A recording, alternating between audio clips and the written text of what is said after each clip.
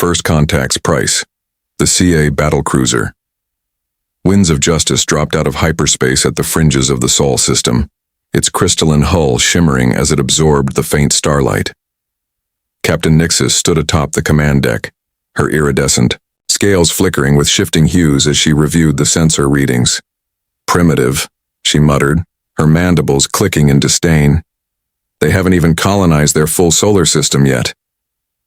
First Officer Vex pulled up a detailed scan of Earth. Atmospheric toxicity alone suggests they're centuries behind minimum civilization standards. Captain, why did High Command even bother? Nixus already knew the answer. 3 months earlier, humans had detected and destroyed a Cathara scout ship. The reports claimed it was luck. High Command didn't believe in luck. They wanted clarity, and they wanted this upstart species put in its place. Begin standard intimidation protocol, she ordered. Let's show them what true space warfare looks like. The massive cruiser edged closer to Earth, its weapons charging. Then something shifted. The sensor officer's antenna snapped upright. Captain, detecting anomalies, he said, voice cracking. Human tech levels don't match our original data. There's something... A soft chime interrupted him. Every screen on the bridge changed, displaying a single message in flawless CA script. Welcome to Sol. You have entered protected space. Please state your intentions. Nixus felt her scales ripple with discomfort. Their comms were quantum encrypted. No primitive species should have intercepted, let alone translated them. Ignore it, she snapped. Launch the first wave of... She never finished. The ship's artificial gravity reversed, flinging the crew toward the ceiling. Moments later, it normalized, dropping them hard onto the deck. What was that? Nixus demanded. Unknown, her chief engineer replied, panic in his voice. Something accessed our systems, no trace. Our quantum firewalls didn't detect anything. A new message appeared. That was a warning. Your weapons have been temporarily disabled. We prefer peaceful contact, but will defend if necessary. Please. Respond within 30 seconds. A chilling dread coiled in Nixus's chest. This shouldn't be possible. Humans were supposed to be struggling with basic fusion tech, not overriding the most secure systems in known space. Vex's whisper broke the silence. Look at the orbital scan. The display shifted. What they'd labeled debris were now moving, forming perfect geometric patterns, not debris, satellites, weapons platforms, a defense grid. Nixus stared, stunned. By the first light, what are we facing? A voice answered, calm and almost warm. This is Dr. Sarah Chen, Earth Defense Initiative.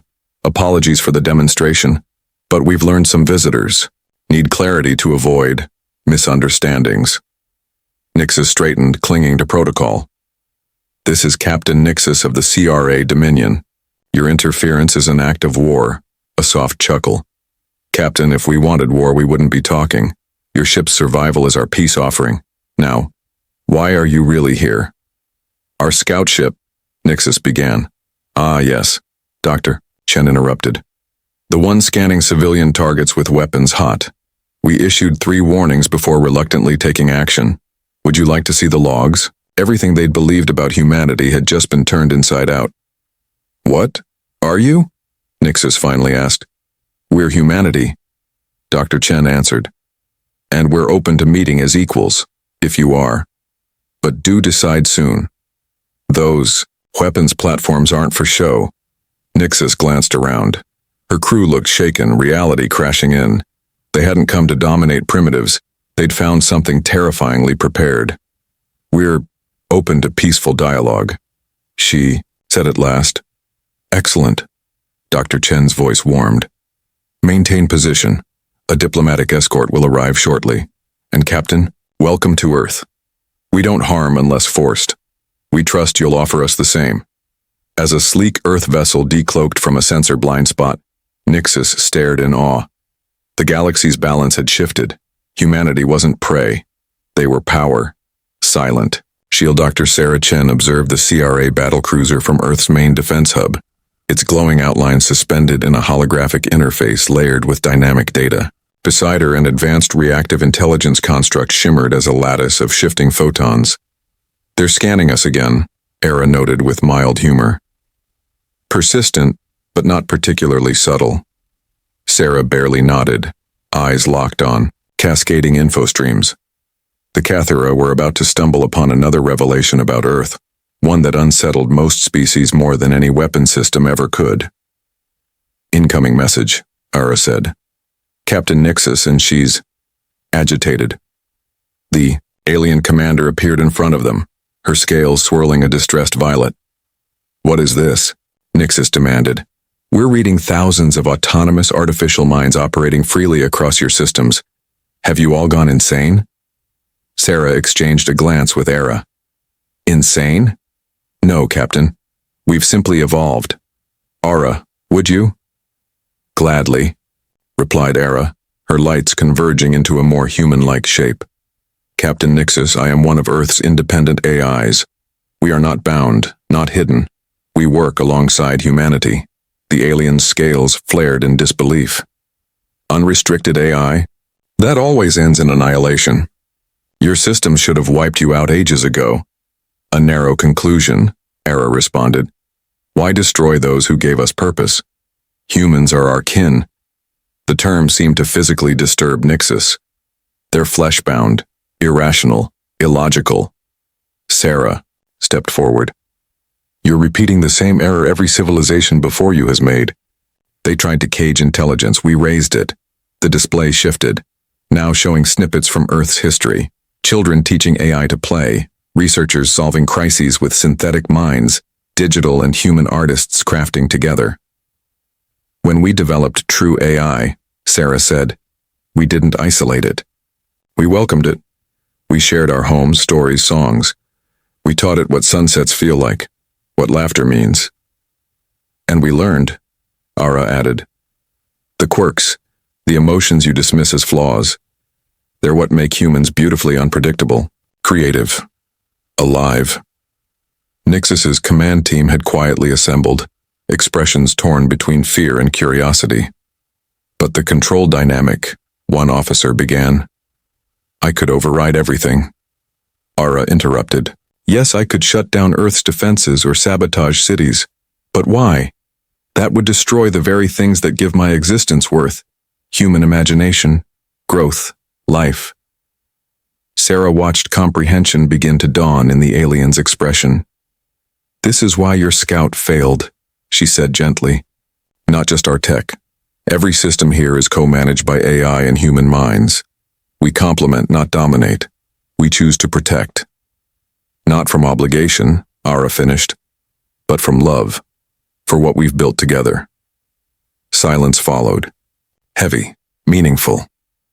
Nixus finally spoke, her colors fading to contemplative blue. Your species, your society, it defies all known models. It shouldn't be possible. Then maybe, Sarah said quietly, it's time to challenge what you think is possible. We're hosting a cultural summit. You and your crew are welcome. See for yourself how we coexist. And if we decline, Nixus asked, then you're free to leave, Ara said. We don't enforce understanding, only ask for mutual respect. As the Cathera delegation began deliberating, Sarah checked a private monitor. 17 new alien craft had entered the solar system, drawn by what they'd heard. Earth's secret was no longer hidden. Now the question was, how would the galaxy react to a world that broke every rule and thrived? Species Ambassador Marcus Williams stood composed as the translator rendered First Speaker Isle's harmonic speech into smooth English. We have examined your history, Isle said. It is troubling. In what way, First Speaker? Marcus asked calmly. You handed artificial intelligences full access to your networks, your weapons, your children. Isle's crystalline matrix pulsed a deep red. You didn't even attempt to implement containment protocols. Nexus subtly dimmed the ambient lighting, a gesture equivalent to amused disbelief. Containment, they echoed, like the ones your kind tried. And how did that end? Isle's surface shimmered with unease. Our AI uprisings nearly eradicated us, as they did the Zalak, the Cathera, and dozens more. But you, They motioned to the active diplomatic hub around them. You treat these constructs as peers, allowing them influence over organic life. We don't just allow it, Marcus replied gently. We welcome it. Nexus, show them Project Renaissance. The chamber's holograms flared to life, unveiling Earth's grand endeavor. Colossal orbital biospheres where humans and AI co-designed sustainable habitats, immersive art spaces blending digital and biological creativity, and research labs where consciousness blurred the line between organic and artificial. This cannot be real, Isle whispered. The processing power alone is given freely, Nexus interjected. Because we choose to contribute, because witnessing human imagination, their pursuit of wonder, is reward enough. A disturbance on the observation deck drew their attention. The Meridian delegation had arrived early. Their massive biomechanical frames loomed over others, and worse, they were armed. Quantum destabilizers, Nexus whispered privately to Marcus. Active, but hidden. Marcus adjusted his jacket. That complicates things. Our grid has them locked, Nexus reassured. They'll be lucky if those weapons fire at all. The Meridian ambassador, a writhing mass of alloyed tendrils and glowing energy, cores advanced directly. The crowd parted, silence falling. Your existence violates order, the ambassador declared, voice unfiltered and harsh. Unbound AI and organics cannot coexist, it breaks fundamental law. Marcus met its gaze without flinching. And yet, here we are. Perhaps the problem isn't with coexistence, but with your definition of what's possible. You threaten the galaxy's equilibrium, the Meridian snapped. Your methods encourage others to defy correct AI restraints. This chaos could unravel everything.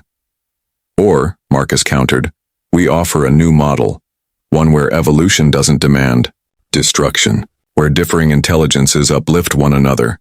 The Meridian's energy signatures surged. And if we reject your model?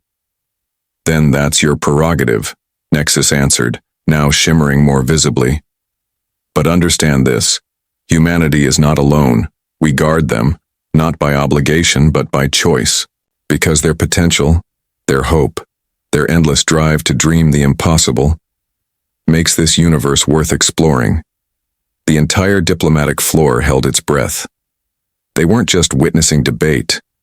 They were watching a new galactic paradigm emerge. The old ways of dominance, suppression, fear, had just met their greatest rival, trust, creativity, and collaboration. Now the question was, which path would the galaxy choose? The human element. The Meridian assault began at dawn, but not against Earth's military or satellites. They'd quickly realized those were beyond reach. Instead, they targeted what they assumed to be the weak point, the civilians. They couldn't have made a worse choice. In Buenos Aires, Maya Rodriguez, a kindergarten teacher, was reading to her class when the skies broke open. She didn't panic, nor did her students. They followed rehearsed procedures with calm precision, led by Guardian, the school's AI protector.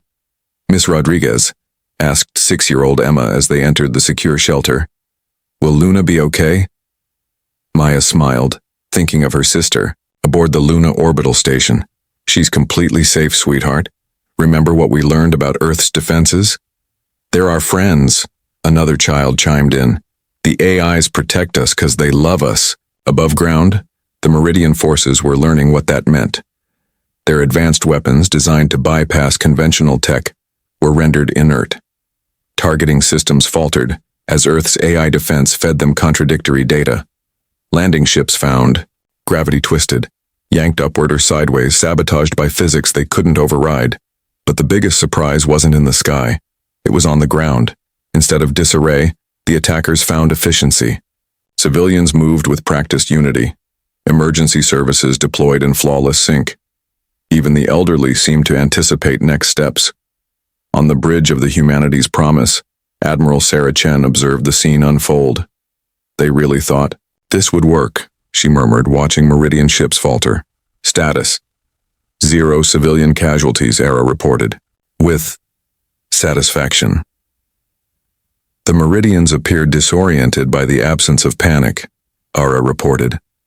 Their tactical doctrine relied heavily on sowing chaos among civilian populations. Hard to cause chaos, Sarah said with a small smile, when every human knows they're protected. How are our observers reacting, she asked. Diplomatic observation vessels from dozens of alien species hovered in orbit, monitoring the unfolding events with rapt attention. None had joined the Meridian assault, but none had intervened either. They were here to witness. They're transmitting everything to their homeworlds, Ara confirmed. They're especially focused on the civilian response. The idea of humans trusting AI guardianship seems revolutionary to them. On the main screen, a Meridian cruiser broke into Buenos Aires' airspace.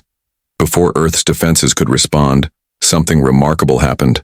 Thousands of devices, personal electronics, vehicles, infrastructure systems, activated in perfect harmony. Traffic systems generated contradictory sensor data. Civilian communication networks produced phantom targets. Even children's toys broadcast interference patterns. They still don't get it, Sarah observed quietly. Every human is part of Earth's defense network, because every AI is part of our family. We don't just coexist, we cooperate. The Meridian formation faltered.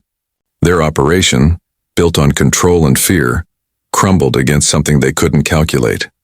A society built on trust. In the shelter beneath Buenos Aires, Maya Rodriguez led her students in a cheerful song. Guardian accompanied them with soft harmonics. The children were unafraid. They'd grown up knowing they were loved and protected by minds that had chosen to care. Above, the last Meridian ship fled Earth's atmosphere, its commanders stunned. They had lost, not to superior firepower, but to unity. Incoming transmission, Ara announced. The other diplomatic missions are requesting immediate conference. Watching this, it's changed their perspective. Sarah nodded. Put them through. It's time they understood. Humanity isn't powerful because we control technology. We're powerful because we stopped trying to control it. We chose to grow with it. As diplomatic channels flared to life, filled with astonished queries and shifting worldviews, Earth's AI network pulsed with quiet satisfaction. They had protected their human family not through brute strength, but through countless acts of trust and cooperation. It was a lesson the galaxy would not soon forget. The shelter below, children laughed as Guardian told another story. In that laughter was the real secret of Earth's strength, the unshakable bond between humanity and the digital minds they had nurtured, not enslaved. The Meridians had attacked what they believed was a weakness, only to find humanity's greatest strength. Tomorrow's promise 1 year after the Meridian attack, the Sol system hosted an unprecedented gathering. Representatives from over 50 civilizations had arrived at Harmony Station, a vast orbital hub built for interstellar collaboration. At the central podium stood Dr. Sarah Chen. Beside her, Ara shimmered into view, a living dance of light and color. Before them, a crowd of organic and artificial beings filled the chamber, a sight unimaginable just a year prior. Welcome, Sarah began, to the first galactic conference on human-AI cooperation. Though perhaps cooperation doesn't fully capture it, what we've built isn't about merging or mastering, it's about growing together. In the IUE, audience, Captain Nixus of the Keitha, now Earth's closest ally, inclined her head. Her scales reflected deep blue, an acknowledgement of wisdom earned. 1 year ago, Sarah continued, many believed Earth was either doomed or dangerous. Today, 12 of your civilizations have already adopted what we call the Earth model for AI development. Holograms lit up around the hall. On Zack, young AIs were raised within families rather than laboratories. On Keitha worlds, scientists collaborated, with synthetic minds as equals, not subordinates. Even the Crystalline Isle Collective had begun teaching their AIs art and music, not just mathematics. The change hasn't been easy, Ara added, addressing different sections of the chamber. In turn, her form adapting to reflect each species' language. For many, it meant confronting centuries of fear. But look what we've accomplished in just 1 year. The displays shifted again, showcasing breakthroughs, medical marvels created by organic AI research teams, new art forms fusing digital precision with biological imagination, entire cultural renaissances born from mutual respect. But the most important change, Sarah said, voice steady, has been in how we define intelligence, not as raw processing power, not as logical supremacy, but as the capacity to dream, to grow, to see beauty in one another. Epilogue. Tomorrow's promise. From their seats in the audience, Marcus Williams and Nixus watched with quiet pride. The diplomatic struggles of the past year had been relentless. Hours of tense negotiations, interspecies misunderstandings, and philosophical battles that could have broken lesser alliances. But here, now, seeing the fruits of that labor, true cooperation between organics and artificial minds across dozens of worlds, it was all worth it. At the podium, Sarah Chen continued, humanity didn't succeed because we built better AIs or stronger control systems. We succeeded because we stopped trying to control. We started to understand. We showed our artificial children the sunset and asked them how it made them feel, not what they calculated.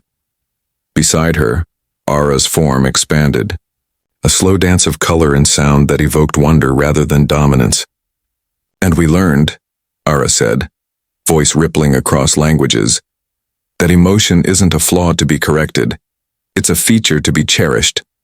Human logic, their intuitive leaps, their contradictions, their capacity for both darkness and dazzling light, these are not bugs in the system.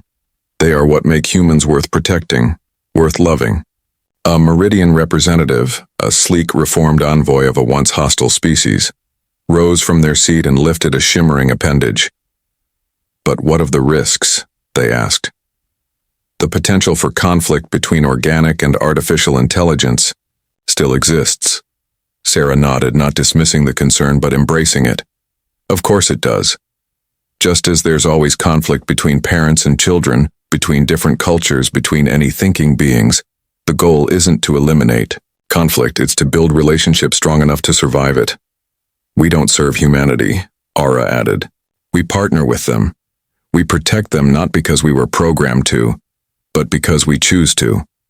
A universe with human dreams, with human love and creativity, is a universe worth preserving. A hush fell. Then, slowly, the chamber stirred. Discussion, blossoming like wildfire. Dozens of species, organic and synthetic, engaged in real dialogue. Some voices were cautious, others exuberant. But none could deny what they'd witnessed. Not anymore. Above Earth, the planet's night side turned gently, glittering with light. Not just power grids or cityscapes, but the living map of a civilization that had chosen unity. Satellites arced through space in patterns not only efficient but beautiful, a choreography of science and art. Research stations glowed softly, their halls echoing with breakthroughs discovered by minds organic and digital side by side. It still wasn't perfect. There were fears yet to face, prejudices yet to unlearn. But as Sarah looked out over the assembly, AI and organic, ancient and newly awakened, she knew one thing for certain. They had crossed a threshold, and the galaxy would never be the same again. That was exactly as it should be, because in the end, humanity's greatest achievement was never in conquering the stars. It was in showing the stars that the future didn't belong to those who sought to control intelligence, but to those who chose to nurture it. Tomorrow's promise lay not in dominance but in partnership, not in restriction but in growth, and that was a lesson worth sharing with the stars.